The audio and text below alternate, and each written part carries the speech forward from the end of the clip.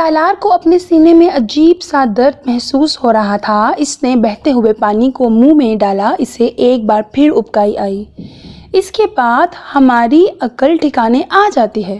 وہ اس آواز کو اپنے ذہن سے جھٹکنے کی کوشش کر رہا تھا۔ اسے حیرانی ہو رہی تھی وہ اسے اس وقت کیوں یاد آئی تھی۔ اس نے پانی کے چھینٹے اپنے چہرے پر مارنے شروع کر دیے۔ چہرے کو ایک بار پھر پونچھنے لگا۔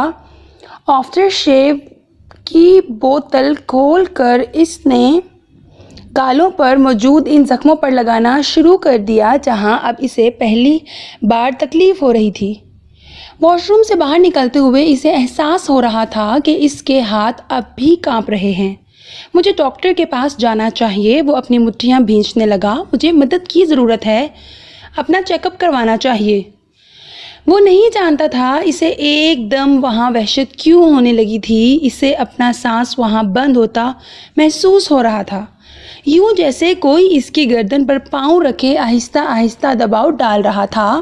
کیا یہ ممکن ہے کہ سب لوگ مجھے اس طرح بھول جائیں؟ اس طرح اس نے اپنی وارڈروب سے نئے کپڑے نکال کر ایک بار پھر کچھ دیر پہلے کا پہنا ہوا لباس بدلنا شروع کر دیا۔ وہ جلد از جلد ڈاکٹر کے پاس جانا چاہتا تھا۔ اسے اپنے اپارٹمنٹ سے یکدم خوف محسوس ہونے لگا تھا۔ اس رات گھر آ کر وہ تقریباً ساری رات جاگتا رہا تھا۔ ایک عجیب سی کیفیت نے اسے اپنی گرفت میں لیا ہوا تھا۔ اس کا ذہن یہ تسلیم نہیں کر رہا تھا کہ اسے اس طرح بھلا دیا گیا ہے۔ وہ ماں باپ کی ضرورت سے زیادہ توجہ ہمیشہ حاصل کرتا رہا تھا۔ کچھ اس کی حرکتوں کی وجہ سے بھی سکندر عثمان اور طیبہ کو اس کے معاملے میں بہت زیادہ محتاط ہونا پڑتا تھا۔ وہ ہمیشہ ہی اس کے بارے میں فکر مند رہے تھے، مگر اب یکدم چند دنوں کے لیے وہ جیسے سب کی زندگی سے نکل گیا تھا، دوستوں کی، بہن بھائیوں کی، ماں باپ کی۔ وہ اگر اس بیماری کے دوران وہاں اس اپارٹمنٹ میں مر جاتا تو کسی کو پتہ تک نہیں چلتا، شاید تب تک جب تک اس کی لاش گلنے سڑنے نہ لگتی، اور اس موسم میں ایسا ہونے میں کتنے دن لگتے۔ وہ اس رات ایک ایک گھنٹے کے بعد اپنے آنسر فون کو چیک کرتا رہا۔ اگلا پورا ہفتہ اس نے اسی بے یقینی کے عالم میں اپنے اپارٹمنٹ میں گزارا۔ پورے ہفتے کے دوران اسے کہیں سے کوئی کال نہیں ملی۔ کیا یہ سب لوگ مجھے بھول گئے ہیں؟ وہ وحشت زدہ ہو گیا۔ ایک ہفتے تک بے وقوفوں کی طرح کسی کی کال کا انتظار کرتے رہنے کے بعد اس نے خود سب سے رابطے کی کوشش کی۔ وہ انہیں فون پر بتانا چاہتا تھا کہ اس کے ساتھ کیا ہوا تھا، وہ کس کیفیت سے گزرا تھا۔ وہ ان کے ساتھ شکوہ کرنا چاہتا تھا، مگر ہر ایک سے رابطہ کرنے پر اسے پہلی بار یوں محسوس ہوا جیسے کسی کو اس میں کوئی دلچسپی ہی نہیں تھی۔ ہر ایک کے پاس اپنی مصروفیات کی تفصیلات تھیں۔ سکندر اور طیبہ اسے آسٹریلیا میں اپنی سرگرمیوں سے آگاہ کرتے رہے۔ وہ وہاں کیا کر رہے تھے، کتنا انجوائے کر رہے تھے، وہ کچھ غائب دماغی کے عالم میں ان کی باتیں سنتا رہا۔ تم انجوائے کر رہے ہو اپنی چھٹیاں؟ بہت لمبی چوڑی بات کے بعد طیبہ نے بلاخر اس سے پوچھا۔ میں؟ ہاں بہت، اور وہ صرف 3 لفظ بول سکا۔ وہ واقعی نہیں جانتا تھا کہ اسے طیبہ سے کیا کہنا، کیا بتانا چاہیے۔ باری باری سب سے بات کرتے ہوئے وہ پہلی بار اس قسم کی صورتحال اور کیفیت سے دوچار ہوا تھا۔ ان میں سے ہر ایک کو بنیادی طور پر صرف اپنی زندگی سے دلچسپی تھی۔ شاید وہ انہیں اپنے ساتھ ہونے والے واقعات بتاتا تو وہ اس کے لیے تشویش کا اظہار کرتے، پریشان ہو جاتے، مگر وہ سب بعد میں ہوتا، اس کے بتانے کے بعد۔ اس سے پہلے ان کی زندگی کے دائرے میں اس کی زندگی کہاں آتی تھی؟ کس کو دلچسپی تھی یہ سننے میں کہ اس کے چند دن کس طرح غائب ہو گئے؟ اور شاید تب ہی اس نے پہلی بار سوچا، اگر میری زندگی ختم بھی ہو گئی تو کسی دوسرے کو اس سے کیا فرق پڑے گا؟ دنیا میں کیا تبدیلی آئے گی؟ میرا خاندان کیا محسوس کرے گا؟ کچھ بھی نہیں۔ چند دنوں کے دکھ کے علاوہ اور کچھ بھی نہیں، اور دنیا میں تو شاید چند لمحوں کے لیے بھی کوئی تبدیلی نہ آئے۔ سالار سکندر اگر غائب ہو جائے تو واقعی کسی دوسرے کو اس سے کیا فرق پڑے گا، چاہے اس کا IQ لیول 150 پلس ہو۔ وہ اپنی سوچوں کو جھٹکنے کی کوشش کرتا، مگر ایسی مایوسی اور اس طرح کی ذہنی حالت، آخر مجھے ہو کیا گیا ہے؟ اگر سب لوگ کچھ دنوں کے لیے مجھے بھول بھی گئے تو اس سے کیا فرق پڑے گا؟ بعض دفعہ ایسا ہو جاتا ہے، میں بھی تو بہت بار بہت سے لوگوں کے ساتھ رابطہ نہیں رکھ پاتا، پھر اگر میرے ساتھ ایسا ہو گیا تو؟ مگر میرے ساتھ ایسا کیوں ہوا؟ اور اگر واقعی میں اس بے ہوشی سے واپس نہ آتا تو؟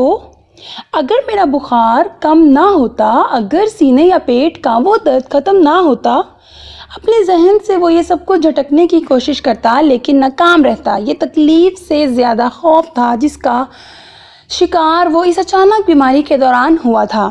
شاید میں کچھ زیادہ ہی حساس ہوتا جا رہا ہوں، وہ سوچتا، ورنہ ایک معمولی سی بے ہوشی کو خوامخواہ ہوا بنا کر سر پر کیوں سوار کر رہا ہوں، وہ جھنجھلاتا۔ کم از کم اب تو ٹھیک ہو چکا ہوں، پھر آخر اب مجھے کیا تکلیف ہے کہ میں اس طرح موت کے بارے میں سوچ رہا ہوں؟ آخر پہلے بھی تو کئی بار بیمار ہو چکا ہوں، خودکشی کی کوشش کر چکا ہوں، جب مجھے کسی خوف نے تنگ نہیں کیا تو اب کیوں مجھے اس طرح کے خوف تنگ کرنے لگے ہیں؟ اس کی الجھن اور اضطراب میں اضافہ ہوتا جا رہا تھا، اور پھر مجھے تو بخار کی وہ تکلیف ٹھیک سے یاد بھی نہیں۔ میرے لیے تو یہ صرف خواب یا کوما کی طرح ہے، اس سے زیادہ کچھ بھی نہیں۔ وہ مسکرانے کی کوشش کرتا۔ کیا چیز ہے جو مجھے پریشان کر رہی ہے؟ کیا بیماری؟ یا پھر یہ بات کہ کسی کو میری ضرورت نہیں پڑی، کسی کو میری یاد نہیں آئی، خیال تک نہیں، میرے اپنے لوگوں کو بھی، میری فیملی ممبرز کو، دوستوں کو۔ مائی گاڈ، تمہیں کیا ہوا ہے سالار؟ یونیورسٹی کھلتے ہی پہلے ہی دن سینڈرا نے اسے دیکھتے ہی کہا۔ مجھے کچھ بھی نہیں ہوا، سالار نے مسکرانے کی کوشش کی۔ تم بیمار رہے ہو؟ اسے تشویش ہوئی۔ ہاں، تھوڑا بہت، مگر مجھے تو نہیں لگتے کہ تم تھوڑے بہت بیمار رہے ہو۔ تمہارا وزن کم ہو گیا ہے اور آنکھوں کے گرد ہلکے پڑے ہوئے ہیں۔ کیا بیماری تھی تمہیں؟ کچھ نہیں، تھوڑا سا بخار اور فوڈ پوائزننگ۔ وہ پھر مسکرایا۔ تم پاکستان گئے ہوئے تھے؟ نہیں، یہی تھا، مگر میں نے تو تمہیں نیو یارک جانے سے پہلے کئی بار رنگ کیا، ہمیشہ آنسر فون ہی ملا۔ تم یہ ریکارڈ کروا دیتے کہ تم پاکستان جا رہے ہو۔ جسٹ اسٹاپ اٹ، وہ بے اختیار جھنجھلایا۔ سوال پر سوال کرتی جا رہی ہو تم۔ سینڈرا حیرانی سے اس کا چہرہ دیکھنے لگی۔ تم میری بیوی تو نہیں ہو کہ اس طرح بات کر رہی ہو مجھ سے؟ سالار، کیا ہوا؟ کچھ نہیں ہوا، بس تم ختم کرو یہ ساری بات۔ کیا ہوا؟ کیوں ہوا؟ کہاں رہے؟ کیوں رہے؟ ربش۔ سینڈرا چند لمحے بول نہیں سکی۔ اسے اندازہ نہیں تھا کہ وہ اس طرح ریئیکٹ کرے گا۔ سینڈرا اس دن اس سے یہ سارے سوال پوچھنے والی اکیلی نہیں تھی۔ اس کے تمام دوستوں اور جاننے والوں نے اسے دیکھتے ہی کچھ اس طرح کے سوال، تبصرے یا تاثرات دیے تھے۔ وہ دن ختم ہونے تک بری طرح دھندلاہٹ کا شکار ہو چکا تھا اور کسی حد تک مشتعل بھی۔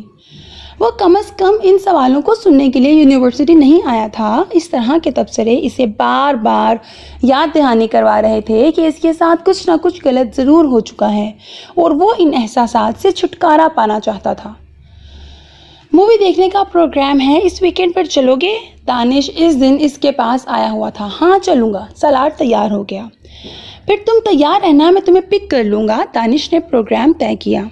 دانش پروگرام کے مطابق اسے لینے کے لیے آ گیا تھا، اور وہ کئی ہفتوں کے بعد کسی سینما میں مووی دیکھنے کے لیے آیا تھا، اور اس کا خیال تھا کہ کم از کم اس رات وہ ایک اچھی تفریح میں کچھ وقت گزار سکے گا۔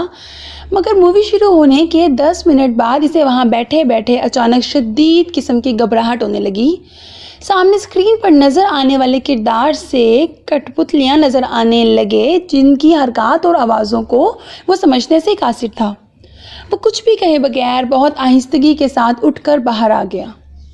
وہ پارکنگ میں بہت دیر تک دانش کی گاڑی کے بونٹ پر بیٹھا رہا، مگر ایک ٹیکسی لے کر اپنے اپارٹمنٹ واپس آ گیا۔ پروفیسر رابنسن اپنا لیکچر شروع کر چکے تھے۔ سالار نے اپنے سامنے پڑے پیپر پر تاریخ اور ٹاپک لکھا۔ وہ اکنامک ریسیشن کے حوالے سے بات کر رہے تھے۔ سالار ہمیشہ کی طرح ان پر نظر جمائے ہوئے تھا، مگر اس کا ذہن غیر حاضر تھا، اور یہ اس کے ساتھ زندگی میں پہلی بار ہوا تھا۔ وہ انہیں دیکھتے ہوئے کہیں اور پہنچ گیا تھا۔ کہاں، وہ یہ بھی نہیں بتا سکتا تھا۔ ایک امیج سے دوسرے امیج، دوسرے سے تیسرے، ایک سین سے دوسرے، دوسرے سے تیسرے، ایک آواز سے دوسری، دوسری سے تیسری۔ اس کا سفر کہاں سے شروع ہوا، کہاں نہیں؟ سالار، چلنا نہیں ہے؟ سینڈرا نے اس کا کندھا ہلایا۔ وہ چونک گیا. کلاس خالی تھی, صرف سینڈرا اس کے پاس بیٹھی ہوئی تھی. اس نے بے یقینی سے خالی کلاس کو اور پھر وال کلاک کو دیکھا, پھر اپنے رسٹ واچ کو. پروفیسر رابنسن کہاں گئے؟ بے اختیار اس کے منہ سے نکلا. کلاس ختم ہو گئی, وہ چلے گئے. سینڈرا نے کچھ حیران ہوتے ہوئے اسے دیکھا. کلاس ختم ہو گئی؟ اسے جیسے یقین نہیں آیا. ہاں. سالاٹ نے بے اختیار اپنی آنکھوں کو مسلا اور پھر اپنی سیٹ کی پشت سے ٹیک لگا لی. واحد چیز جو اسے پروفیسر رابنسن کے لیکچر کے بارے میں یاد تھی وہ صرف ٹاپک تھا. اس کے بعد وہ نہیں جانتا تھا کہ انہوں نے کیا کہا تھا. تم کچھ اپسیٹ ہو؟ سینڈرا نے پوچھا. نہیں, کچھ نہیں, میں کچھ دیر کے لیے یہاں اکیلا بیٹھنا چاہتا ہوں. اوکے, سینڈرا نے اسے دیکھتے ہوئے کہا اور اپنی چیزیں اٹھا کر باہر چلی گئی. وہ اپنے سینے پر بازو باندھے سامنے نظر آنے والے رائٹنگ بورڈ کو دیکھنے لگا. آج یہ تیسری کلاس تھی جس میں اس کے ساتھ یہ ہوا تھا. اس کا خیال تھا یونیورسٹی دوبارہ جوائن کرنے کے بعد سب کچھ معمول پر آ جائے گا. وہ ڈپریشن کے اس فیز سے باہر آ جائے گا جس کا وہ تب تک شکار تھا, مگر ایسا نہیں ہوا. وہ یونیورسٹی میں بھی مکمل طور پر اس ذہنی انتشار کا شکار تھا جس میں وہ اتنے دنوں سے تھا. پہلی بار اس کا دل پڑھائی سے بھی اچاٹ ہو رہا تھا. وہاں ہر چیز اسے مصنوعی لگ رہی تھی. وہ زندگی میں پہلی بار صحیح معنوں میں ڈپریشن کا شکار ہوا تھا. Studies, university, friends, club, parties, restaurants, سیر و تفریح, ہر چیز اس کے لیے بے معنی ہو کر رہ گئی تھی. اس نے دوستوں سے ملنا تک یکدم چھوڑ دیا. آنسر فون پر اکثر اس کا پیغام ہوا کرتا کہ وہ گھر پر نہیں ہے. وہ فرینڈز کے اصرار پر ان کے ساتھ کہیں جانے کا پروگرام بنا لیتا تھا اور پھر ایک دم جانے سے انکار کر دیتا. چلا بھی جاتا تو کسی وقت بھی بغیر بتائے اٹھ کر واپس آ جاتا. وہ یونیورسٹی میں بھی یہی کر رہا تھا. ایک دن جاتا, 2 دن غائب رہتا, ایک پیریڈ لیتا, اگلے 2 پیریڈ چھوڑ دیتا. اپنے اپارٹمنٹ میں کبھی کبھار وہ سارا دن بیڈ پر لیٹے ہوئے گزار دیتا. بعض دفعہ وہ فلم دیکھنا شروع کرتا اور 1.5-2 گھنٹے کے بعد بھی اس کی سمجھ میں یہ نہیں آتا کہ وہ کیا دیکھ رہا ہے. ٹی وی چینلز گھماتے ہوئے وہ اسی کیفیت کا شکار رہتا. اس کی بھوک ختم ہو گئی تھی. وہ کوئی چیز کھانا شروع کرتا اور پھر یکدم اس کا دل ڈوب جاتا. وہ اسی طرح اسے چھوڑ دیتا. بعض دفعہ وہ پورا دن کچھ بھی نہیں کھاتا تھا, صرف یکے بعد دیگرے کافی کے کپ اپنے اندر انڈیلتا رہتا. وہ چین اسموکر نہیں تھا مگر ان دنوں بن گیا تھا. وہ اپنی چیزیں بہت قرینے سے رکھنے کا عادی تھا مگر ان دنوں اس کا اپارٹمنٹ گندگی کی مثال تھا. وہ اسے ان بکھری ہوئی چیزوں کو دیکھ کر کوئی الجھن نہیں ہوتی تھی. اس نے اپنے بہن بھائیوں اور والدین سے بھی گفتگو بہت مختصر کر دی تھی. وہ فون پر بولتے رہتے, وہ دوسری طرف کچھ بھی کہے بغیر خاموشی سے سنتا رہتا. ہوں ہاں میں جواب دے دیتا. اس کے پاس انہیں بتانے کے لیے, ان کے ساتھ شیئر کرنے کے لیے یکدم سب کچھ ختم ہو گیا تھا اور اسے ان میں سے ایک بات کی وجہ بھی معلوم نہیں تھی. اور اسے یہ بات بھی معلوم تھی کہ اس کی ان تمام کیفیات اور حالت کا تعلق امامہ ہاشم سے ہے. نہ وہ اس کی زندگی میں آتی, نہ اس کے ساتھ یہ سب کچھ ہوتا. پہلے وہ اسے ناپسند کرتا تھا, اب اسے امامہ سے نفرت ہونے لگی تھی. پچھتاوے کا جو ہلکا سا احساس کچھ عرصے کے اس کے ساتھ رہا تھا وہ غائب ہو چکا تھا. اس کے ساتھ جو ہوا ٹھیک ہوا, میں نے اس کے ساتھ جو کیا ٹھیک کیا, اس کے ساتھ اس سے بھی زیادہ برا ہونا چاہیے تھا.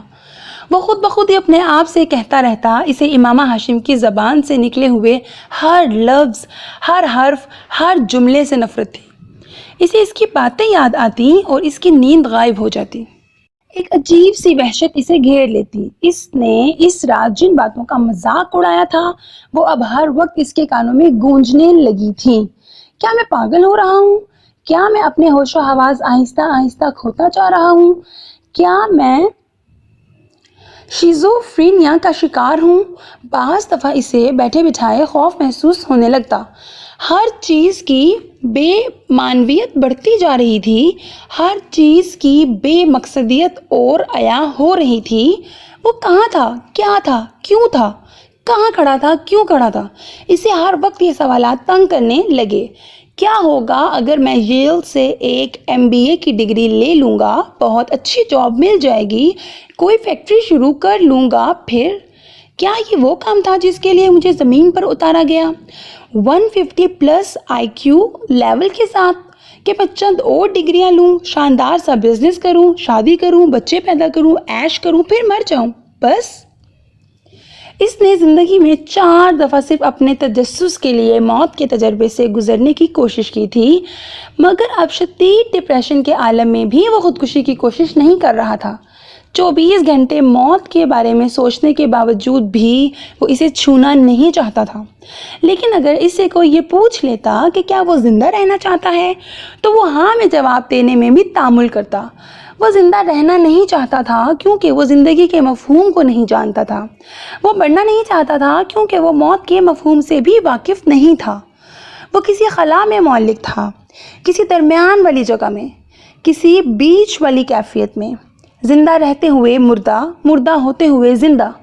وہ سرشاری کی انتہا پر پہنچ رہا تھا، لمحہ بلمحہ۔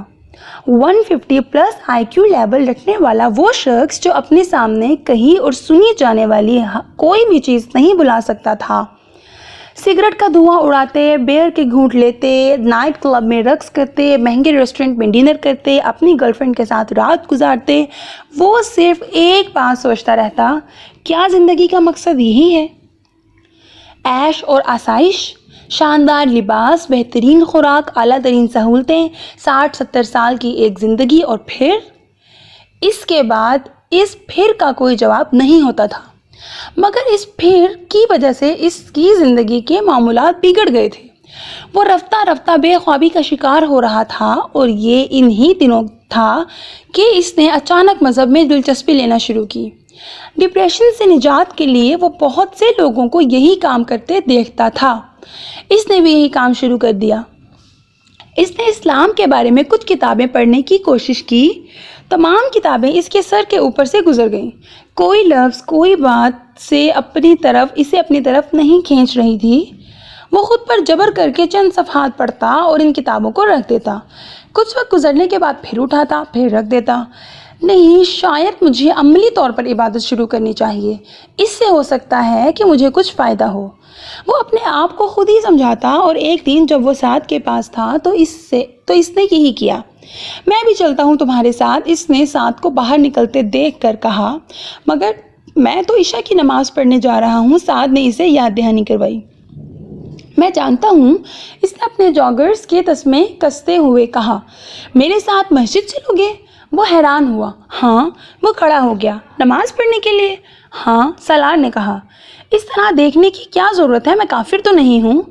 کافر تو نہیں ہو، مگر چلو خیر، پڑھ لینا آج۔ سعد نے کچھ کہتے کہتے بات بدل دی۔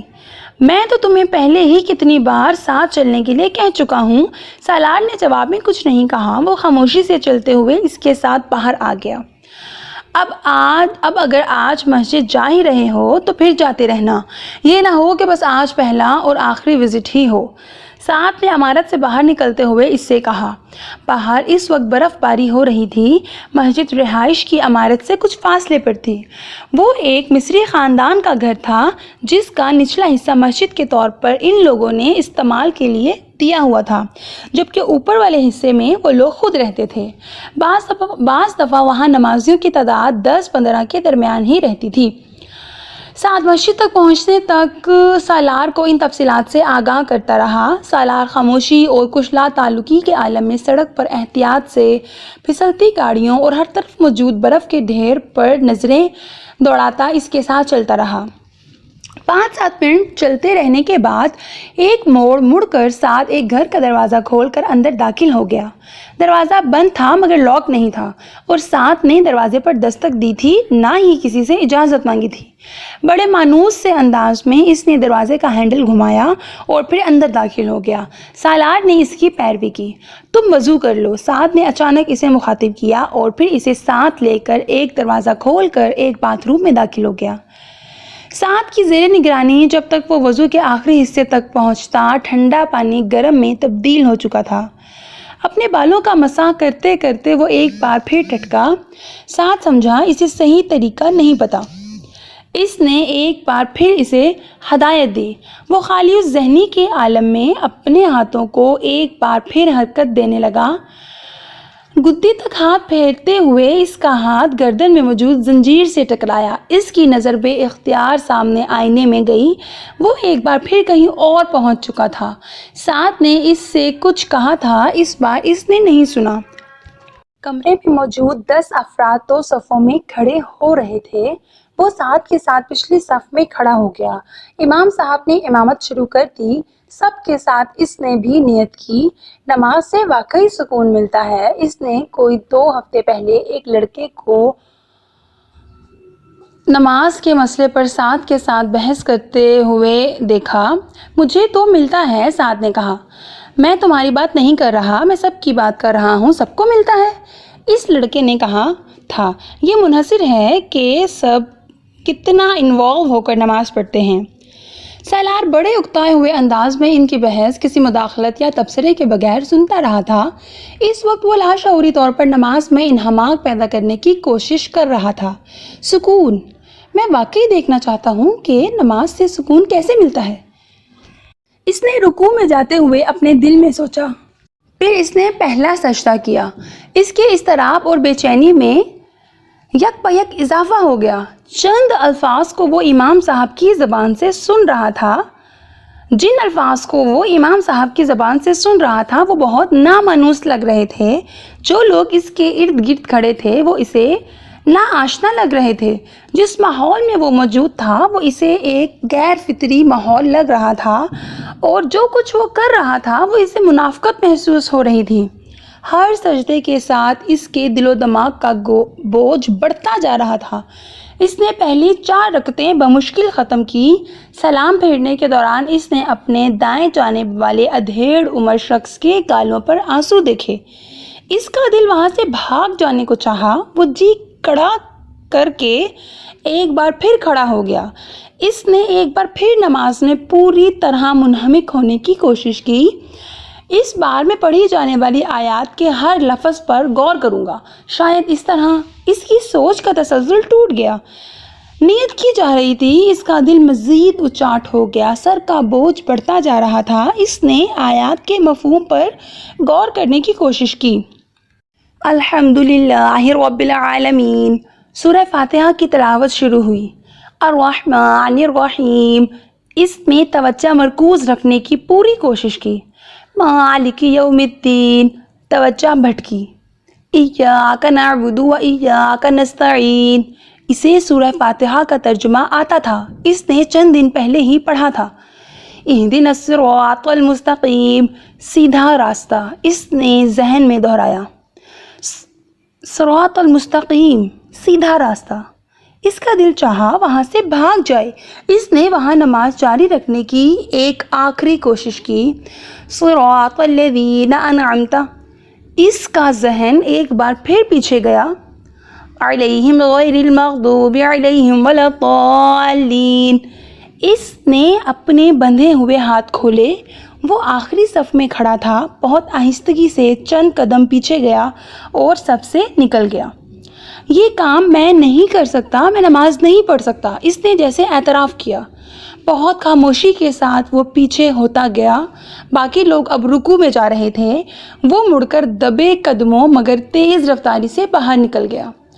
مسجد سے نکلتے ہوئے اس کے جوگرز اس کے ہاتھ میں تھے۔ غائب دماغی کے عالم میں وہ باہر سیڑھیوں پر کھڑے ہو کر چند لمحے ادھر ادھر دیکھتا رہا۔ اس کے بعد وہ سیڑھیاں اتر گیا۔ پاؤں میں جرابیں اور ہاتھ میں جوگرز پکڑے وہ خالی ذہنی کے عالم میں عمارت کے عقبی دیوار کی طرف آ گیا۔ وہاں بھی ایک دروازہ اور کچھ سیڑھیاں نظر آ رہی تھیں، مگر وہ سیڑھیاں برف سے اٹی ہوئی تھیں۔ دروازے پر موجود لائٹ بھی روشن نہیں تھی۔ اس نے جھک کر سب سے اوپر والی سیڑھی کو اپنے جوگرز کے ساتھ صاف کیا اور برف صاف کرنے کے بعد وہاں بیٹھ گیا۔ کچھ دیر پہلے ہونے والی برف باری اب ختم ہو چکی تھی۔ اس نے سیڑھی پر بیٹھ کر اپنے جوگرز پہن لیے۔ تسمے کسنے کے بعد وہ ایک بار پھر سیدھا ہو کر دروازے سے ٹیک لگا کر بیٹھ گیا۔ اس کے دونوں ہاتھ جیکٹ کی جیبوں میں تھے۔ جیکٹ کے ساتھ لگے ہوئے ہڈ کو وہ سر پر چڑھا چکا تھا۔ سامنے سڑک پر اکا دکا گاڑیوں کی آمد و رفت جاری تھی۔ وہ سیڑھیوں پر اپنی ٹانگیں پھیلائے اپنی پشت دروازے سے ٹکائے ان اکا دکا گاڑیوں اور فٹ پاتھ پر چلنے والے لوگوں کو دیکھنے لگا۔ وہاں اس سرد اور قہر آلود رات میں کھلے آسمان کے نیچے بیٹھے ہوئے وہ کچھ دیر پہلے مسجد کے گرم کمرے میں زیادہ سکون محسوس کر رہا تھا، یا کم از کم بہتر ضرور محسوس کر رہا تھا۔ اس نے جیب میں ہاتھ ڈال کر لائٹر نکال لیا اور اسے جلا کر اپنے پیروں کے قریب سیڑھیوں پر پڑی برف کو پگھلانے لگا۔ کچھ دیر تک وہ اسی سرگرمی میں مشغول رہا، پھر جیسے اس نے اکتا کر لائٹر دوبارہ جیب میں ڈال لیا۔ جس وقت وہ سیدھا ہوا، اس نے اپنے بالکل سامنے ایک عورت کو کھڑا پایا۔ وہ یقیناً اس وقت وہاں آ کر کھڑی ہوئی تھی جس وقت وہ سیڑھیوں پر جھکا اپنے دونوں پاؤں کے درمیان موجود برف کو لائٹر سے پگھلا رہا تھا۔ وہ نیم تاریکی میں بھی اس کے چہرے کی مسکراہٹ کو دیکھ سکتا تھا۔ وہ منی اسکرٹ اور ایک مختصر بلاؤز میں ملبوس تھی۔ اس نے فر کوٹ پہنا ہوا تھا، مگر وہ فر کوٹ آگے سے دانستہ طور پر کھلا چھوڑا گیا تھا۔ وہ فر کوٹ کی دونوں جیبوں میں ہاتھ ڈالے سالار کے بالکل سامنے بڑے سٹائل سے کھڑی تھی۔ سالار نے سر سے لے کر پاؤں تک اسے دیکھا۔ اس کی لمبی ٹانگیں اس سردی میں بھی برہنہ تھیں۔ اس کے عقب میں موجود دکانوں کی روشنیوں کے بیک گراؤنڈ میں اس کی ٹانگیں یکدم بہت نمایاں ہو رہی تھیں اور اس کی ٹانگیں بہت خوبصورت تھیں۔ کچھ دیر تک وہ ان سے نظریں نہیں ہٹا سکا۔ اس عورت کے پیروں میں بوٹ نما ہائی ہیل کے جوتے تھے۔ سالار حیران تھا، وہ برف کے اس ڈھیر پر ان جوتوں کے ساتھ کس طرح چلتی ہوگی۔ I charge $50 for 1 hour، اس عورت نے بڑے دوستانہ انداز میں کہا۔ سالار نے اس کی ٹانگوں سے نظریں ہٹا کر اس کے چہرے کو دیکھا۔ اس کی نظریں ایک بار پھر اس کی ٹانگوں پر گئیں۔ کئی سالوں میں پہلی بار اسے کسی پر ترس آیا۔ کیا مجبوری تھی کہ وہ اس برف باری میں بھی اس طرح برہنہ پھرنے پر مجبور تھی، جبکہ وہ اس موٹی جینز میں بھی سردی کو اپنی ہڈیوں میں گھستے محسوس کر رہا تھا۔ اوکے، $40۔ اسے خاموش دیکھ کر اس عورت کو اندیشہ ہوا کہ شاید وہ قیمت اس کے لیے قابل قبول نہیں تھی، اس لیے اس نے فوراً اس میں کمی کر دی۔ سالار جانتا تھا $40 بھی زیادہ تھے۔ وہ سڑک پر $20 میں بھی 1 گھنٹے کے لیے کسی لڑکی کو حاصل کر سکتا تھا۔ وہ 35-40 سال کی تھی اور بات کرتے ہوئے محتاط نظروں سے سڑک میں ادھر ادھر دیکھ رہی تھی۔ سالار جانتا تھا یہ احتیاط کسی پولیس والے کے لیے تھی۔ Okay, 30، no more bargaining, take it or leave it. سالار کی خاموشی نے اس کی قیمت کو کچھ اور کم کیا۔ سالار نے اس بار کچھ بھی کہے بغیر اپنی جیکٹ کے اندر کی جیب میں ہاتھ ڈالا اور وہاں موجود چند کرنسی نوٹ نکال کر اس کی طرف بڑھا دیے۔ اس کے پاس اس وقت والیٹ نہیں تھا۔ اس عورت نے حیرانی سے اسے دیکھا اور پھر ان نوٹوں کو اس کے ہاتھ سے جھپٹ لیا۔ وہ پہلا گاہک تھا جو اسے ایڈوانس پیمنٹ کر رہا تھا، وہ بھی $50، جبکہ وہ اپنی قیمت کم کر چکی تھی۔ تم میرے ساتھ چلو گے یا میں تمہارے ساتھ؟ وہ اب بڑی بے تکلفی سے اس سے پوچھ رہی تھی۔ نہ میں تمہارے ساتھ چلوں گا نہ تم میرے ساتھ، بس تم یہاں سے جاؤ۔ سالار نے ایک بار پھر سڑک کے دوسری طرف موجود دکانوں پر نظریں جماتے ہوئے کہا۔ وہ عورت بے یقینی سے اسے دیکھتی رہی۔ واقعی؟ ہاں، سالار نے بے تاثر لہجے میں کہا۔ تو پھر تم نے یہ کیوں دیے ہیں؟ اس عورت نے اپنے ہاتھ میں پکڑے نوٹوں کی طرف اشارہ کیا۔ تاکہ تم میرے سامنے سے ہٹ جاؤ۔ میں سڑک کے اس پار دکانیں دیکھنا چاہتا ہوں اور تم اس میں رکاوٹ بن گئی ہو، اس نے سرد مہری سے کہا۔ عورت بے اختیار قہقہا لگا کر ہنسی۔ تم اچھا مذاق کر لیتے ہو، کیا میں واقعی چلی جاؤں؟ ہاں۔ وہ عورت کچھ دیر اسے دیکھتی رہی۔ Okay, thank you honey. Salar نے اسے مڑ کر سڑک پار کرتے ہوئے دیکھا۔ وہ لاشعوری طور پر اسے جاتا دیکھتا رہا۔ وہ سڑک پار کر کے ایک دوسرے کونے کی طرف جا رہی تھی۔ وہاں ایک اور آدمی کھڑا تھا۔ سالار نے دوبارہ نظریں ان دکانوں پر جما لیں۔ برف باری ایک بار پھر شروع ہو چکی تھی۔ وہ پھر بھی اطمینان سے وہیں بیٹھا رہا۔ برف اب اس کے اوپر بھی گر رہی تھی۔ وہ رات کے 2:30 بجے تک وہیں بیٹھا رہا۔ جب سڑک کے پار دکانوں کے اندر کی لائٹس اس نے یکے بعد دیگرے بند ہوتی دیکھی تو وہ اپنی جیکٹ اور جینز سے برف جھاڑتا ہوا اٹھ کھڑا ہوا۔ اگر وقفے سے وہ اپنی ٹانگیں ہلا نہ رہا ہوتا تو اس وقت تک وہ اپنے پیروں پر کھڑا ہونے کے قابل نہیں رہ سکتا تھا۔ اس کے باوجود کھڑا ہو کر قدم اٹھانے میں اسے کچھ دقت ہوئی۔ چند منٹ وہیں کھڑے اپنے پیروں کو جھٹکتا رہا اور پھر اسی طرح جیکٹ کی جیبوں میں ہاتھ ڈال کر واپس اپارٹمنٹ کی طرف جانے لگا۔ وہ جانتا تھا سعد نے اسے مسجد سے نکل کر بہت ڈھونڈا ہوگا اور اس کے بعد وہ واپس چلا گیا ہوگا۔ کہاں چلے گئے تھے تم؟ سعد اسے دیکھتے ہی چلایا۔ وہ کہے بغیر اندر چلا آیا۔ میں تم سے کچھ پوچھ رہا ہوں۔ سعد دروازہ بند کر کے اس کے پیچھے آ گیا۔ سالار اپنی جیکٹ اتار رہا تھا۔ کہیں نہیں گیا تھا، اس نے جیکٹ لٹکاتے ہوئے کہا۔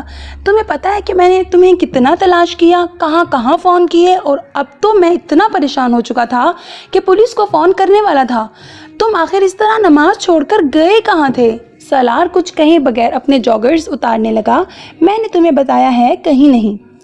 تو پھر اب تک کہاں تھے؟ سعد اس کے سامنے آ کر کھڑا ہو گیا۔ وہیں تھا، مسجد کے پچھلے حصے میں فٹ پاتھ پر۔ اس نے اطمینان سے کہا۔ واٹ؟ اتنے گھنٹے تم وہاں فٹ پاتھ پر برف میں بیٹھے رہے ہو؟ سعد دم بخود رہ گیا۔ ہاں، کوئی تک بنتی ہے اس حرکت کی؟ وہ جھلایا۔ نہیں، کوئی تک نہیں بنتی۔ سالار نے اسی طرح سیدھا بیڈ پر لیٹتے ہوئے کہا۔ کچھ کھایا ہے؟ نہیں۔ تو کھانا کھا لو۔ نہیں، بھوک نہیں ہے۔ وہ اب چھت پر نظریں جمائے ہوئے تھا۔ سعد اس کے قریب بیڈ پر بیٹھ گیا۔ تمہارے ساتھ آخر مسئلہ کیا ہے؟ بتا سکتے ہو مجھے؟ سالار نے گردن کو ہلکی سی حرکت سے اسے دیکھا۔ کوئی مسئلہ نہیں ہے، بے تاثر لہجے میں کہا گیا۔ میں سمجھا تم اپنے اپارٹمنٹ چلے گئے ہو، مگر وہاں بار بار رنگ کرنے پر بھی تم نہ ملے۔ سعد بڑبڑا رہا تھا۔ سالار کی نظریں چھت پر ہی تھیں۔ اس سے بہتر تھا کہ میں تمہیں اپنے ساتھ نماز پڑھنے لے کر ہی نہ جاتا۔ آئندہ میرے ساتھ مت جانا تم۔ سعد نے ناراضی سے کہا۔ وہ اب اس کے بیڈ سے اٹھ گیا تھا۔ کچھ دیر تک وہ اپنے کام نپٹاتا رہا، پھر وہ نائٹ بلب آن کر کے اپنے بیڈ پر لیٹ گیا۔ اس نے ابھی آنکھیں بند کی تھیں جب اس نے سالار کو آواز دی۔ جب اس نے سالار کی آواز سنی۔ سعد؟ ہاں؟ اس نے آنکھیں کھول دی۔ یہ صراط مستقیم کیا ہوتا ہے؟ سادہ لہجے میں پوچھے گئے سوال نے سعد کو حیران کر دیا۔ اس نے گردن موڑ کر بائیں جانب بیڈ پر سیدھا لیٹے ہوئے سالار کو دیکھا۔ صراط مستقیم سیدھے راستے کو کہتے ہیں۔ جانتا ہوں، مگر سیدھا راستہ کیا ہوتا ہے؟ اگلا سوال آیا۔ سعد نے اس کی طرف کروٹ لے لی۔ سیدھا راستہ مطلب نیکی کا راستہ۔ نیکی کیا ہوتی ہے؟ لہجہ ابھی بھی بے تاثر تھا۔ اچھے کام کو نیکی کہتے ہیں۔ اچھا کام؟ کوئی ایسا کام جو کسی دوسرے کے لیے کیا گیا ہو، کسی کی مدد کی گئی ہو، کسی پر مہربانی کی گئی ہو، وہ اچھا کام ہوتا ہے، اور ہر اچھا کام نیکی ہوتی ہے۔ ابھی کچھ گھنٹے پہلے میں نے فٹ پاتھ پر ایک ہوکر کو $50 دیے، جبکہ وہ صرف $30 مانگ رہی تھی۔ اس کا مطلب ہے کہ نیکی ہوئی؟ سعد کا دل چاہا وہ ایک گھوسا اس کے منہ پر کھینچ مارے۔ وہ عجیب آدمی تھا۔ بکواس بند کرو اور سو جاؤ، مجھے بھی سونے دو۔ اس نے کمبل لپیٹ لیا۔ سالار کو حیرت ہوئی۔ وہ کس بات پر حیران ہوا تھا؟ یہ نیکی نہیں ہوئی؟ میں نے تم سے کہا ہے اپنا منہ بند کرو اور سو جاؤ۔ سعد ایک بار پھر دھاڑا۔ اتنا ناراض ہونے کی ضرورت تو نہیں ہے، میں نے تم سے ایک بہت معمولی سا سوال کیا ہے، سالار نے بڑے تحمل سے کہا۔ سعد یکدم کچھ مشتعل ہوتے ہوئے اٹھ کر بیڈ پر بیٹھ گیا۔ اس نے لیمپ آن کر دیا۔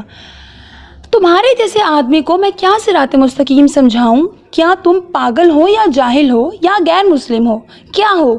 کچھ بھی نہیں ہو۔ تمہیں خود پتا ہونا چاہیے کہ صراط مستقیم کیا ہوتا ہے، مگر تم جیسا آدمی جو مسجد میں نماز پڑھتے ہوئے نماز درمیان میں چھوڑ کر چلا آتا ہے، وہ کیسے جان سکتا ہے؟ میں نماز اس لیے چھوڑ کر چلا آیا کیونکہ تم کہتے ہو اس میں سکون ملے گا، مجھے سکون نہیں ملا، میں چھوڑ آیا۔ اس کے پرسکون انداز میں کہے ہوئے جملے نے سعد کو مزید مشتعل کر دیا۔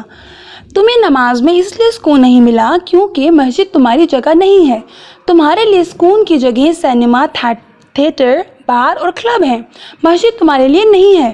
تمہیں نماز میں سکون کہاں سے مل جاتا؟ اور تم چاہتے ہو میں تمہیں بتاؤں صراط مستقیم کیا ہوتا ہے؟ وہ بیڈ پر سیدھا لیٹتا پلکیں جھپکائے بغیر سعد کو دیکھتا رہا۔ تمہارے جیسے شخص جو نماز سے بھاگ جاتا ہے، شراب پیتا ہے اور زنا کرتا ہے، وہ صراط مستقیم کے مطلب کو سمجھ سکتا ہے، نہ اس پر آ سکتا ہے۔ تمہارا مطلب ہے جو شراب پیتے ہیں اور زنا کرتے ہیں مگر نماز سے بھاگتے نہیں، نماز بھی پڑھ لیتے ہیں، وہ صراط مستقیم کا مطلب سمجھتے ہیں اور صراط مستقیم پر ہیں۔ سعد کچھ بول نہیں سکا۔ مدھم آواز اور بے تاثر لہجے میں کیے گئے ایک ہی سوال نے اسے خاموش کر دیا تھا۔ سالار اب بھی اسی طرح اسے دیکھ رہا تھا۔ تم ان چیزوں کو نہیں سمجھ سکتے سالار، اس نے کچھ دیر خاموش رہنے کے بعد کہا۔ سالار کے کانوں میں ایک چماکے کے ساتھ ایک دوسری آواز گونج اٹھی تھی۔ ہاں، میں واقعی نہیں سمجھ سکتا۔ لائٹ آف کر دو، مجھے نیند آ رہی ہے۔ اس نے مزید کچھ کہے بغیر آنکھیں بند کر لیں۔ مجھے پہلے ہی اندازہ تھا کہ تم اپنے اپارٹمنٹ پر ہی ہوگے، صرف تم نے جان بوجھ کر آنسر فون لگا دیا ہوگا۔ سعد اگلے دن 10 بجے سالار کے اپارٹمنٹ پر موجود تھا۔ سالار نے نیند میں اٹھ کر دروازہ کھولا تھا۔ تم اس طرح بغیر بتائے بھاگ کیوں آئے میرے اپارٹمنٹ سے؟ سعد نے اندر آتے ہوئے جھاڑا۔ بھاگا تو نہیں، تم سو رہے تھے، میں نے تمہیں جگانا مناسب نہیں سمجھا، سالار نے آنکھیں مسلتے ہوئے کہا۔ کس وقت آئے تھے تم؟ شاید 4-5 بجے۔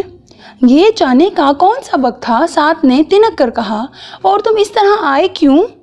سالار کچھ کہنے کے بجائے لیونگ روم کے صوفے پر جا کر اوندھے منہ لیٹ گیا۔ شاید میری باتوں سے تم ناراض ہو گئے تھے، میں اسی لیے ایکسکیوز کرنے آیا ہوں، سعد نے دوسرے صوفے پر بیٹھتے ہوئے کہا۔ کون سی باتوں سے؟ سالار نے گردن کو ہلکا سا ترچھا کرتے ہوئے اسی طرح لیٹے سعد سے پوچھا۔ وہی سب کچھ جو میں نے کچھ غصے میں آ کر رات کو تم سے کہہ دیا، سعد نے معذرت خواہانہ انداز میں کہا۔ نہیں، میں ایسی چھوٹی چھوٹی باتوں پر ناراض تو نہیں ہو سکتا۔ تم نے ایسی کوئی بات نہیں کی تھی جس پر تمہیں ایکسکیوز کرنے کے لیے یہاں آنا پڑتا، سالار نے اسی انداز میں کہا۔ پھر تم اس طرح اچانک میرے اپارٹمنٹ سے کیوں آ گئے؟ سعد بزد ہوا۔ بس میرا دل گھبرایا اور میں یہاں آ گیا، اور چونکہ سونا چاہتا تھا اسی لیے آنسر فون لگا دیا، سالار نے پرسکون انداز میں کہا۔ پھر بھی میں یہ محسوس کر رہا تھا کہ مجھے تم سے اس طرح سے بات نہیں کرنی چاہیے تھی، میں صبح سے بہت پچھتا رہا ہوں۔ جانے دو اسے، اس نے اسی طرح چہرہ صوفے پر چھپائے کہا۔ سالار، تمہارے ساتھ آج کل کیا پرابلم ہے؟ کچھ نہیں، کچھ نہ کچھ تو ہے، کچھ عجیب سے ہوتے جا رہے ہو تم۔ اس بار سالار یکدم کروٹ بدلتے ہوئے سیدھا ہو گیا۔ چت لیٹے سعد کی طرف دیکھتے ہوئے اس نے پوچھا، مثلاً کون سی عجیب سی بات ہوتی جا رہی ہے مجھ میں؟ بہت ساری ہیں۔ تم بہت چپ رہنے لگے ہو، چھوٹی چھوٹی باتوں پر الجھنے لگے ہو۔ بات مجھے بتا رہا تھا کہ یونیورسٹی جانا بھی چھوڑا ہوا ہے تم نے، اور سب سے بڑی بات کہ مذہب میں دلچسپی لے رہے ہو۔ اس کے آخری جملے سے سالار کے ماتھے پر تیوریاں آ گئیں۔ مذہب میں دلچسپی؟ یہ تمہیں غلط فہمی ہے، میں مذہب میں دلچسپی لینے کی کوشش نہیں کر رہا، میں صرف سکون حاصل کرنے کی کوشش کر رہا ہوں، کیونکہ میں بہت ڈپریس ہوں۔ مجھے زندگی میں کبھی اس طرح کا اور اس حد تک ڈپریشن نہیں ہوا جس کا شکار میں آج کل ہوں، اور میں صرف اس ڈپریشن سے نجات حاصل کرنے کے لیے رات نماز پڑھنے کے لیے گیا تھا، اس نے بہت ترشی سے کہا۔ ڈپریشن کیوں ہے تمہیں؟ سعد نے پوچھا۔ اگر یہ مجھے پتہ ہوتا تو مجھے یقیناً ڈپریشن نہ ہوتا، اور میں اب تک اس کا کچھ نہ کچھ کر چکا ہوتا۔ پھر بھی کوئی نہ کوئی وجہ تو ہوگی، یوں بیٹھے بٹھائے ڈپریشن تو نہیں ہو جاتا، سعد نے تبصرہ کیا۔ سالار جانتا تھا وہ ٹھیک کہہ رہا ہے، مگر اسے وجہ بتا کر خود پر ہنسنے کا موقع فراہم نہیں کرنا چاہتا تھا۔ کسی دوسرے کے بارے میں تو مجھے نہیں پتا، مگر مجھے تو بیٹھے بٹھائے ہی ہو جاتا ہے، سالار نے کہا۔ تم کوئی اینٹی ڈپریسنٹ لے لیتے، سعد نے کہا۔ میں ان کا ڈھیر کھا چکا ہوں، مجھے کوئی فرق نہیں پڑا۔ تو تم کسی سائیکیٹرسٹ سے مل لیتے۔ میں یہ کام تو کبھی نہیں کروں گا، میں تنگ آ چکا ہوں ان لوگوں سے ملتے، کم از کم اب تو میں نہیں ملوں گا، سالار نے بے اختیار کہا۔ پہلے کس سلسلے میں ملتے رہے ہو تم؟ سعد نے کچھ چونک کر تجسس کے عالم میں پوچھا۔ بہت سی باتیں تھیں، تم انہیں رہنے دو۔ وہ اب چت لیٹا چھت کو گھور رہا تھا۔ تو پھر تم ایسا کیا کرو کہ عبادت کیا کرو، نماز پڑھا کرو۔ میں نے کوشش کی تھی، مگر میں نماز نہیں پڑھ سکتا، نہ تو مجھے وہاں کوئی سکون ملا، نہ ہی میں یہ جانتا تھا کہ جو میں پڑھ رہا ہوں وہ کیا ہے، کیوں پڑھ رہا ہوں۔ تو تم یہ جاننے کی کوشش کرو کہ، سالار نے اس کی بات کاٹ دی۔ اب پھر رات والی بحث شروع ہو جائے گی، صراط مستقیم والی، اور پھر تمہیں غصہ آئے گا۔ نہیں، مجھے غصہ نہیں آئے گا، سعد نے کہا۔ جب مجھے یہی نہیں پتا کہ صراط مستقیم کیا ہے تو پھر میں نماز کیسے پڑھ سکتا ہوں؟ تم نماز پڑھنا شروع کرو گے تو تمہیں خود ہی پتا چل جائے گا کہ صراط مستقیم کیا ہے۔ کیسے؟ تم خود ہی غلط کاموں سے بچنے لگو گے، اچھے کام کرنے لگو گے، سعد نے وضاحت کرنے کی کوشش کی۔ مگر میں کوئی غلط کام نہیں کرتا، اور نہ ہی مجھے اچھے کام کرنے کی خواہش ہے، میری زندگی نارمل ہے۔ تمہیں یہ احساس ہو بھی نہیں سکتا کہ تمہارا کون سا کام صحیح ہے اور کون سا غلط، جب تک کہ سلاڈ نے اس کی بات کاٹ دی۔ صحیح اور غلط کام میرا مسئلہ نہیں ہے، ابھی تو مجھے بس بے سکونی رہتی ہے اور اس کا تعلق میرے کاموں سے نہیں ہے۔ تم وہ تمام کام کرتے ہو جو انسان کی زندگی کو بے سکون کر دیتے ہیں۔ مثلاً سلاڈ نے چپتے ہوئے لہجے میں پوچھا، تم پورک کھاتے ہو؟ کم آن، وہ بے اختیار بلبلایا، پورک یہاں کہاں آ گیا؟ تم مجھے ایک بات بتاؤ۔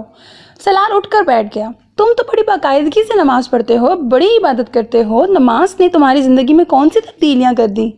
مجھے بے سکونی نہیں ہے۔ حالانکہ تمہارے فارمولے کے مطابق تمہیں بھی بے سکونی ہونی چاہیے، کیونکہ تم بھی بہت سے غلط کام کرتے ہو۔ سالار نے ترکی بترکی کہا، مثلاً میں کیا غلط کام کرتا ہوں؟ تم جانتے ہو میرے دہرانے کی ضرورت نہیں ہے۔ میں نہیں جانتا، تم دہراؤ، ساتھ نے جیسے اسے چیلنج کیا۔ سالار اسے کچھ دیر دیکھتا رہا، پھر اس نے کہا، میں نہیں سمجھتا ساتھ کہ صرف عبادت کرنے سے زندگی میں کوئی بہت نمایاں تبدیلی لائی جا سکتی ہے۔ اچھے کاموں یا کردار کا تعلق عبادت کرنے یا نہ کرنے سے نہیں ہوتا۔ ساتھ نے اس کی بات کاٹ دی، میں اسی لیے تم سے کہتا ہوں کہ اپنے مذہب میں کچھ دلچسپی لو اور اسلام کے بارے میں کچھ علم حاصل کرو تاکہ اپنی اس غلط قسم کی فلسفی اور سوچ کو بدل سکو۔ میری سوچ غلط نہیں ہے، میں نے مذہبی لوگوں سے زیادہ جھوٹا، منافق اور دھوکے باز کسی کو نہیں پایا۔ میں امید کرتا ہوں تم برا نہیں مانو گے، مگر میں سچ کہہ رہا ہوں۔ ابھی تک مجھے 3 ایسے لوگوں سے واسطہ پڑا جو بہت مسلمان بنتے ہیں اور اسلام کی بات کرتے ہیں، اور تینوں فیک منافق ہیں۔ وہ بڑی تلخی سے کہہ رہا تھا۔ سب سے پہلے میں ایک لڑکی سے ملا جو وہ بھی بڑی مذہبی بنتی تھی، پردہ کرتی تھی، بڑی پارسا اور پاک باز ہونے کا ڈرامہ کرتی تھی، اور ساتھ میں ایک لڑکے کے ساتھ افیئر چلا رہی تھی۔ اپنے منگیتر کے ہوتے ہوئے اس کے لیے گھر سے بھاگ بھی گئی۔ اس سے ضرورت پڑی تو اس نے ایک ایسے شخص کی بھی مدد لی جسے وہ برا سمجھتی تھی، یعنی اسے اپنے فائدے کے لیے استعمال کرنے میں کوئی عار نہیں سمجھا۔ ان محترمہ پارسا خاتون نے، اس کے لبوں پر استہزائیہ مسکراہٹ تھی۔ اس کے بعد میں ایک اور آدمی سے ملا جس نے داڑھی رکھی ہوئی تھی، بڑا پکا اور سچا قسم کا مسلمان تھا وہ بھی، لیکن اس نے اس لڑکی کی مدد نہیں کی جس نے اس سے بھیک مانگنے کی حد تک مدد مانگی تھی۔ اس نے اس لڑکی سے شادی نہیں کی جسے وہ محبت کے نام پر بیوقوف بناتا رہا۔ اور ابھی کچھ عرصہ پہلے میں یہاں امریکہ میں اس سے ملا تو اس کی داڑھی بھی غائب ہو چکی تھی، شاید اس کے اسلام کے ساتھ۔ وہ ہنسا۔ اور تیسرے تم ہو، تم پورک نہیں کھاتے، صرف یہ ایک حرام کام ہے جو تم نہیں کرتے، باقی سب تمہارے لیے جائز ہے۔ جھوٹ بولنا، شراب پینا، زنا کرنا، کلب میں جانا، غیبت کرنا، دوسروں کا مذاق اڑانا۔ حالانکہ ویسے تم بڑے نیک ہو، تم نے داڑھی رکھی ہوئی ہے، تم ہمارا دماغ کھا جاتے ہو اسلام کی باتیں کر کر کے، زبردستی نماز پڑھانے پر تلے رہتے ہو، ہر بات میں مذہب کا حوالہ لے آتے ہو، یہ آیت اور وہ حدیث، وہ آیت اور یہ حدیث، اس کے علاوہ تمہاری زبان پر اور کچھ ہوتا ہی نہیں۔ اور جب میں تمہارا عمل دیکھتا ہوں تو میں ذرا بھر بھی تم سے متاثر نہیں ہوتا۔ کتنا مشکل ہوتا ہے اسلام کے بارے میں تمہارا لیکچر سننا، میں تمہیں بتا نہیں سکتا۔ مجھ میں اور تم میں زیادہ فرق تو نہیں ہے۔ تم داڑھی رکھ کر اور اسلام کر کے وہ سارے کام کرتے ہو جو میں داڑھی کے اور اسلام کی بات کیے بغیر کرتا ہوں۔ عبادت نے کیا انقلاب برپا کیا ہے تمہاری زندگی میں، سوائے اس کے کہ تمہیں ایک خوش فہمی ہو گئی ہے کہ تم تو سیدھے جنت میں جاؤ گے اور ہم سارے دوزخ میں۔ تمہارے قول اور فعل میں اگر یہ تضاد نہ ہو تو میں کبھی تم سے یہ سب نہ کہتا، مگر میں ریکویسٹ کرتا ہوں کہ تم دوسروں کو مذہب کی طرف راغب کرنے کی کوشش نہ کیا کرو، کیونکہ میں سمجھتا ہوں کہ تم خود بھی مذہب کے صحیح مفہوم سے واقف نہیں ہو۔ اب میری ان ساری باتوں کو مائنڈ مت کرنا۔ سالار اب ٹیبل پر پڑا ایک سگریٹ سلگا رہا تھا، ساتھ تقریباً گونگا ہو گیا تھا۔ ٹھیک ہے، مجھ سے کچھ غلطیاں ہو جاتی ہیں، مگر اللہ انسان کو معاف کر دیتا ہے، اور میں نے کبھی یہ تو نہیں کہا کہ میں بہت اچھا مسلمان ہوں اور میں ضرور جنت میں جاؤں گا، لیکن میں اگر ایک اچھا کام کرتا ہوں اور دوسروں کو اس کی ہدایت کرتا ہوں تو یہ اللہ کی طرف سے مجھ پر فرض ہے۔ سعد نے کچھ دیر خاموش رہنے کے بعد اس سے کہا، سعد، تم خوامخواہ دوسروں کی ذمہ داری اپنے سر پر مت لو، پہلے اپنے آپ کو ٹھیک کرو، پھر دوسروں کو ٹھیک کرنے کی کوشش کرو تاکہ کوئی تمہیں منافق نہ کہہ سکے، اور جہاں تک اللہ کے معاف کر دینے کا تعلق ہے تو اگر تمہارا یہ خیال ہے کہ وہ تمہاری غلطیوں کو معاف کر سکتا ہے تو پھر وہ ہمیں بھی معاف کر سکتا ہے۔ ہمارے گناہوں کے لیے تم اگر یہ سمجھتے ہو کہ لوگوں کو اسلام کی طرف راغب کرنے سے تمہاری نیکیوں میں اضافہ ہوگا اور تم اپنے گناہوں سمیت اللہ کے قریب ہو جاؤ گے تو ایسا نہیں ہوگا۔ بہتر ہے تم اپنا ٹریک ریکارڈ ٹھیک کرو، پھر صرف اپنے آپ کو دیکھو، دوسروں کو نیک بنانے کی کوشش نہ کرو، ہمیں برا ہی رہنے دو۔ اس نے ترشی سے کہا۔ اس لمحے اس کے دل میں جو آیا اس نے سعد سے کہہ دیا۔ جب وہ خاموش ہوا تو سعد اٹھ کر چلا گیا۔ اس دن کے بعد اس نے دوبارہ کبھی سالار کے سامنے اسلام کی بات نہیں کی۔ وہ اس ویکینڈ پر بہت دنوں کے بعد کسی ریسٹورنٹ گیا تھا۔ اپنا آرڈر ویٹر کو نوٹ کروانے کے بعد وہ ریسٹورنٹ کے شیشوں سے باہر سڑک کو دیکھنے لگا۔ وہ جس میز پر بیٹھا تھا وہ کھڑکی کے قریب تھی اور قد آدم کھڑکیوں کے شیشوں کے پاس بیٹھ کر اسے یوں ہی محسوس ہو رہا تھا جیسے وہ باہر فٹ پاتھ پر بیٹھا ہوا تھا۔ کسی لڑکی کی سسکیوں نے اس کی محویت کو توڑا تھا۔ اس نے بے اختیار مڑ کر دیکھا۔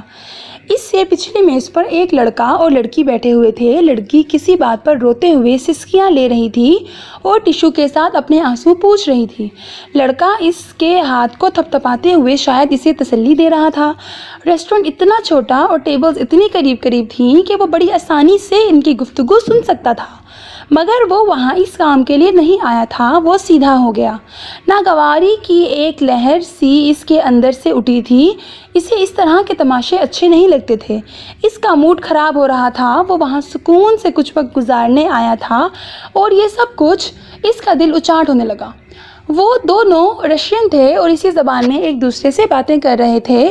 وہ ایک بار پھر کھڑکی سے باہر دیکھنے لگا، مگر غیر محسوس طور پر اس کی سماعتیں ابھی بھی انہی سسکیوں کی طرف مرکوز تھیں۔ اس نے کچھ دیر بعد مڑ کر ایک بار پھر اس لڑکی کو دیکھا۔ اس بار اس کے مڑنے پر لڑکی نے بھی نظریں اٹھا کر اسے دیکھا۔ چند لمحوں کے لیے ان دونوں کی نظریں ملی تھیں اور وہ چند لمحے اس پر بہت بھاری گزرے تھے۔ اس کی آنکھیں متورم اور سرخ ہو رہی تھیں۔ اسے یکدم ایک اور چہرہ یاد آیا، امامہ ہاشم کا چہرہ، اس کی متورم آنکھیں۔ ویٹر اس کا آرڈر لے کر آ چکا تھا اور وہ اسے سرو کرنے لگا۔ اس نے پانی کے چند گھونٹ پیتے ہوئے اپنے ذہن سے اس چہرے کو جھٹکنے کی کوشش کی۔ اس نے چند گہرے سانس لیے۔ ویٹر نے اپنا کام کرتے کرتے اسے غور سے دیکھا، مگر سالار کھڑکی سے باہر دیکھنے میں مصروف تھا۔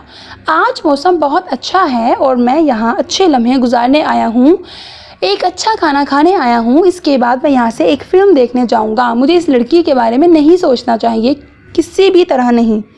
وہ پاگل تھی، وہ بکواس کرتی تھی اور مجھے اس کے حوالے سے کسی قسم کا کوئی پچھتاوا نہیں ہونا چاہیے۔ مجھے کیا پتا وہ کہاں گئی، کہاں مری۔ یہ سب اس نے خود کیا تھا، میں نے صرف مذاق کیا تھا اس کے ساتھ۔ وہ مجھ سے رابطہ کرتی تو میں اسے طلاق دے دیتا۔ لاشعوری طور پر خود کو سمجھاتے سمجھاتے ایک بار پھر اس کا پچھتاوا اس کے سامنے آنے لگا تھا۔ پیچھے بیٹھی ہوئی لڑکی کی سسکیاں اب اس کے دماغ میں نیزے کی طرح چبھ رہی تھیں۔ میں اپنی ٹیبل تبدیل کرنا چاہتا ہوں، اس نے بہت کھردرے انداز میں ویٹر کو مخاطب کیا۔ ویٹر حیران ہو گیا، کس لیے سر؟ یا تو ان دونوں کی ٹیبل تبدیل کرو یا میری، اس نے ہاتھ کے اشارے سے کہا۔ ویٹر نے ایک نظر اس جوڑے کو دیکھا، پھر وہ سالار کا مسئلہ سمجھا یا نہیں، مگر اس نے کونے میں لگی ہوئی ایک ٹیبل پر سالار کو بٹھا دیا۔ سالار کو چند لمحوں کے لیے وہاں آ کر واقعی سکون ملا تھا۔ سسکیوں کی آواز اب وہاں نہیں آ رہی تھی، مگر اب اس لڑکی کا چہرہ بالکل اس کے سامنے تھا۔ چاولوں کا پہلا چمچہ منہ میں ڈالتے ہی اس کی نظر اس لڑکی پر دوبارہ پڑی۔ وہ ایک بار پھر مزہ ہو گیا۔ اسے ہر چیز یکدم بے ذائقہ لگنے لگی۔ یہ یقیناً اس کی ذہنی کیفیت تھی، ورنہ وہاں کا کھانا بہت اچھا ہوتا تھا۔ انسان نعمتوں کا شکر ادا کر ہی نہیں سکتا۔ یہ میری زبان پر ذائقہ چکھنے کی حس ہے۔ یہ کتنی بڑی نعمت ہے کہ میں اگر کوئی چیز کھاتی ہوں تو اس میں اس کا ذائقہ محسوس کر سکتی ہوں، اچھا کھانا کھا کر خوشی محسوس کر سکتی ہوں۔ بہت سے لوگ اس نعمت سے بھی محروم ہوتے ہیں۔ اس کے کانوں میں ایک آواز گونجی تھی اور یہ شاید انتہا ثابت ہوئی۔ وہ کسی آتش فشاں کی طرح پھٹ پڑا۔ اس نے پوری قوت سے چمچ اپنی پلیٹ میں پٹکا اور بلند آواز میں دھاڑا، شٹ اپ، جسٹ شٹ اپ۔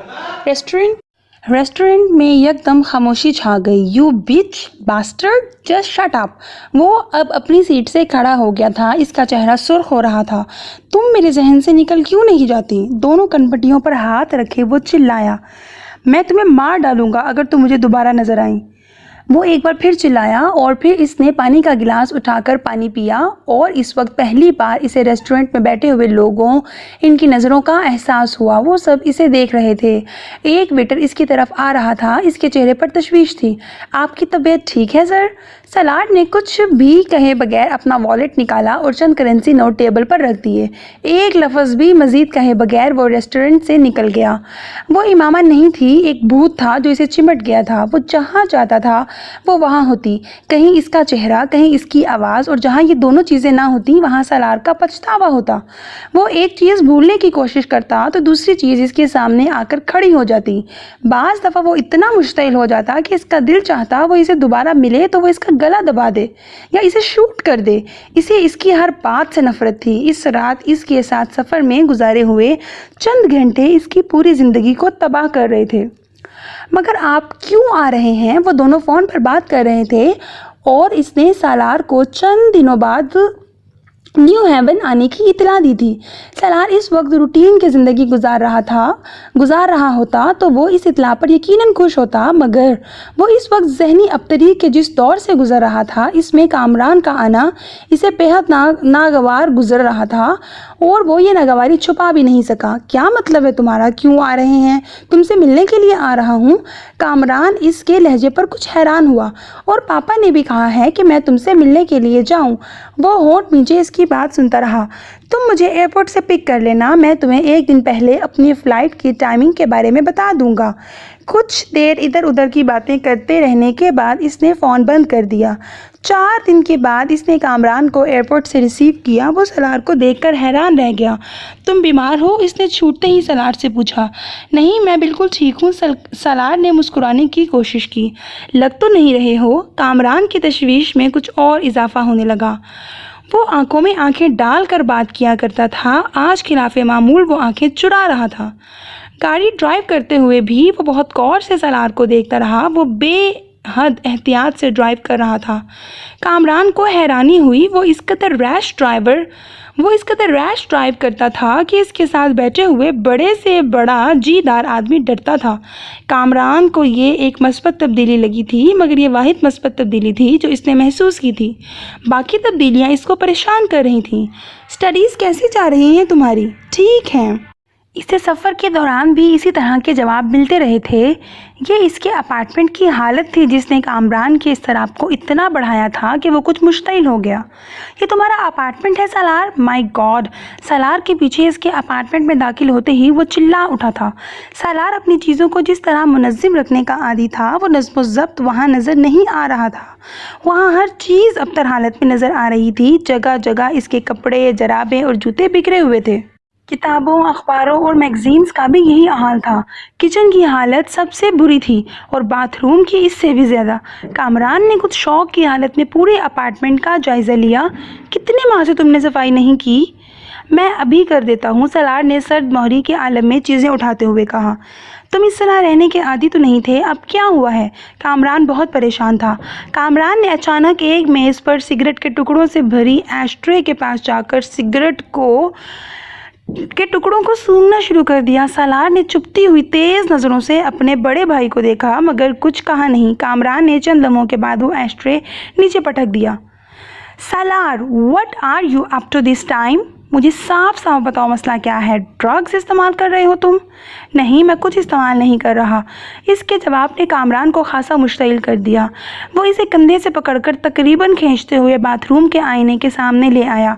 शक्ल देखो अपनी, ड्रग एडिक्ट वाली शक्ल है या नहीं? और हरकतें तो बिल्कुल वैसी ही हैं। देखो, नज़रें उठाओ अपनी और चेहरा देखो अपना। वो अब इसे कॉलर से खींचते हुए कह रहा था। सलार आईने में अपने आप को देखे बगैर भी जानता था कि वो इस वक्त कैसा नज़र आ रहा होगा। गहरे हलकों और बड़ी हुई शेप के साथ वो कैसा नज़र आ सकता था? रही सही कसर इन महासों और होंठों पर जमी हुई पपड़ियों ने पूरी कर दी थी, जो बेतहाशा کافی اور سگریٹ پینے کا نتیجہ تھے۔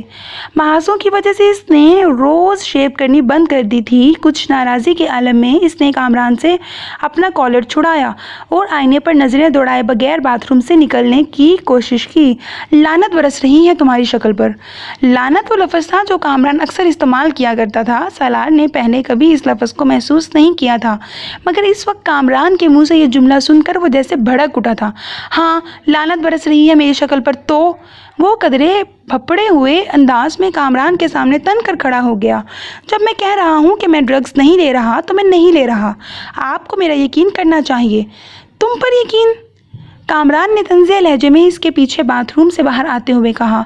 اس نے ہونٹ بھینچ لیے اور کمرے کی چیزیں سمیٹنے کا کام جاری رکھا۔ یونیورسٹی جا رہے ہو تم؟ سعد کو اچانک ایک اور اندیشہ ہوا۔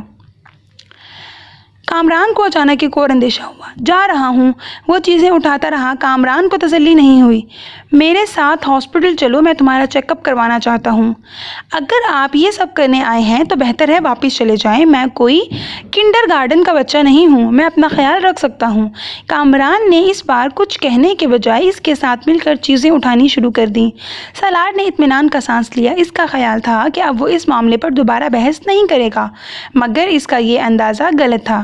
کامران نے اس کے پاس اپنے قیام کو لمبا کر دیا۔ 2-3 دن کے بجائے وہ پورا 1 ہفتہ وہاں رہا۔ سالار اس کے قیام کے دوران باقاعدگی سے یونیورسٹی جاتا رہا، مگر کامران اس دوران اس کے دوستوں اور پروفیسرز سے ملتا رہا۔ سیمسٹر میں فیل ہونے کی خبر بھی اسے سالار کے دوستوں سے ہی ملی تھی اور کامران کے لیے یہ ایک شوق تھا۔ سالار سے کچھ بھی توقع کی جا سکتی تھی، مگر سیمسٹر میں فیل ہونا، وہ بھی اس بری طرح سے، جبکہ وہ کچھ عرصہ پہلے تک یونیورسٹی کے پچھلے ریکارڈ بریک کرتے ہوئے ٹاپ کر رہا تھا۔ اس بار اس نے سالار سے اس معاملے کو ڈسکس نہیں کیا، بلکہ پاکستان سکندر عثمان کو فون کر کے اس سارے معاملے سے آگاہ کر دیا۔ سکندر عثمان کے پیروں تلے سے ایک بار پھر زمین نکل گئی تھی۔ سالار نے اپنا سابقہ ریکارڈ برقرار رکھا تھا۔ وہ 1-1.5 سال کے بعد ان کے لیے کوئی نہ کوئی نیا مسئلہ کھڑا کرتا رہتا تھا اور ہاشم مبین والے معاملے کو بھی اتنا ہی عرصہ ہونے والا تھا۔ آپ ابھی اس سے اس معاملے پر بات نہ کریں۔ یونیورسٹی میں کچھ چھٹیاں ہونے والی ہیں، آپ اسے پاکستان بلا لیں، کچھ عرصے کے لیے وہاں رکھیں، پھر ممی سے کہیں کہ وہ اس کے ساتھ واپسی پر یہاں آ جائیں اور جب تک اس کی تعلیم ختم نہیں ہوتی اس کے ساتھ رہیں۔ کامران نے سکندر عثمان کو سمجھایا۔ سکندر نے اس بار ایسا ہی کیا تھا۔ وہ بغیر بتائے چھٹیاں شروع ہونے سے پہلے نیو ہیون پہنچ گئے تھے۔ اس کا حلیہ دیکھ کر سکندر عثمان کے پیٹ میں گرہیں پڑنے لگی تھیں، مگر انہوں نے کامران کی طرح اس سے بحث نہیں کی۔ انہوں نے اسے اپنے ساتھ پاکستان چلنے کے لیے کہا۔ اس کے احتجاج اور طبی مصروفیات کے بہانے کو نظر انداز کرتے ہوئے انہوں نے زبردستی اس کی سیٹ بک کرا دی اور اسے پاکستان لے آئے۔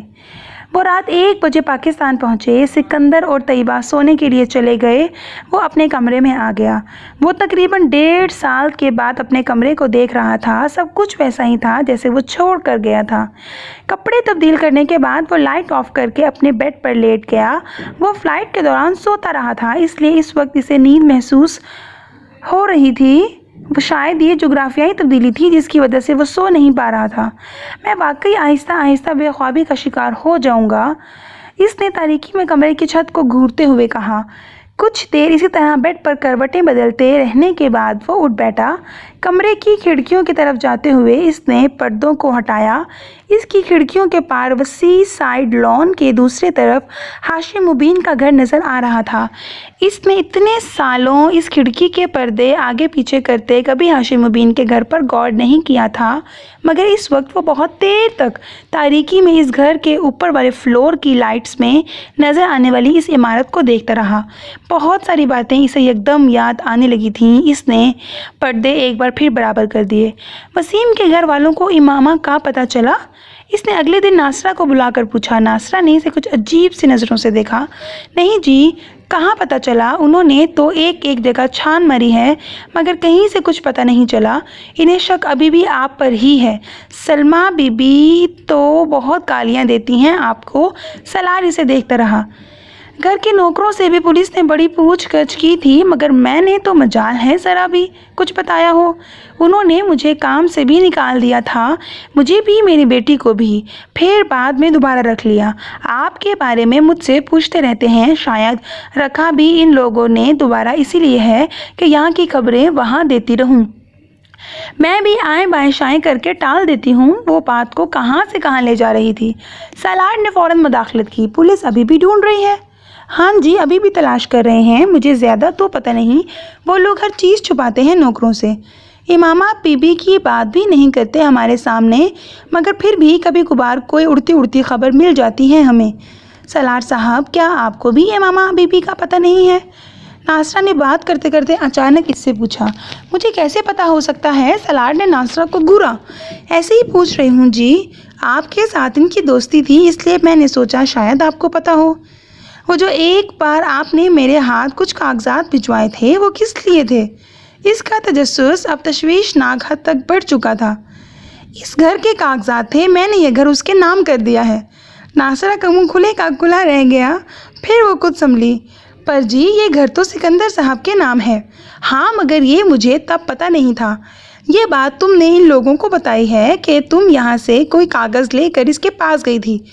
ناصرہ نے کانوں کو ہاتھ لگائے۔ توبہ کریں جی، میں نے کیوں بتانا تھا؟ میں نے تو سکندر صاحب کو نہیں بتایا۔ اور یہی بہتر ہے کہ تم اپنا منہ اسی طرح ہمیشہ کے لیے بند رکھو۔ اگر یہ بات ان کو پتہ چلی تو پاپا تمہیں سامان سمیت اٹھا کر گھر سے باہر پھینک دیں گے۔ تم ان کے غصے کو جانتی ہو، جاؤ اب یہاں سے۔ سیلارڈ نے ترشی سے کہا۔ ناصرہ خاموشی سے اس کے کمرے سے نکل گئی۔ وہ ویکینڈ پر کبھی کبھار ہائیکنگ کے لیے مارگلا کی پہاڑیوں پر جایا کرتا تھا۔ وہ ویکینڈ نہیں تھا، مگر اچانک ہی اس کا موڈ وہاں جانے کا بن گیا۔ ہمیشہ کی طرح گاڑی نیچے پارک کر کے وہ ایک بیگ اپنی پشت پر ڈالے ہائیکنگ کرتا رہا۔ واپسی کا سفر اس نے تب شروع کیا جب سائے لمبے ہونے لگے۔ وہ اندازہ کر سکتا تھا کہ اسے اپنی گاڑی تک پہنچنے میں 2 گھنٹے لگیں گے۔ واپسی کے سفر کو کچھ تیزی سے طے کرنے کے لیے وہ سڑک پر آ گیا جہاں اسے عام طور پر لوگ گزرتے تھے۔ اس نے ابھی کچھ فاصلہ ہی طے کیا تھا جب اسے اپنے پیچھے تیز قدموں کی آواز سنائی دی۔ سیلارڈ نے ایک نظر مڑ کر دیکھا۔ وہ 2 لڑکے تھے جو اس سے کافی پیچھے تھے مگر بہت تیزی سے آگے آ رہے تھے۔ سیلارڈ نے گردن واپس موڑ لی اور اسی طرح اپنا نیچے کا سفر جاری رکھا۔ اسے اپنے حلیے سے وہ لڑکے مشکوک نہیں لگے تھے۔ جینز اور شرٹس میں ملبوس ان کا حلیہ عام لڑکوں جیسا تھا، مگر پھر چلتے چلتے اسے یکدم کوئی اپنے بالکل عقب میں محسوس ہوا۔ وہ برق رفتاری سے پلٹا اور ساکت ہو گیا۔ ان دونوں لڑکوں کے ہاتھ میں ریوالور تھے اور وہ اس کے سامنے تھے۔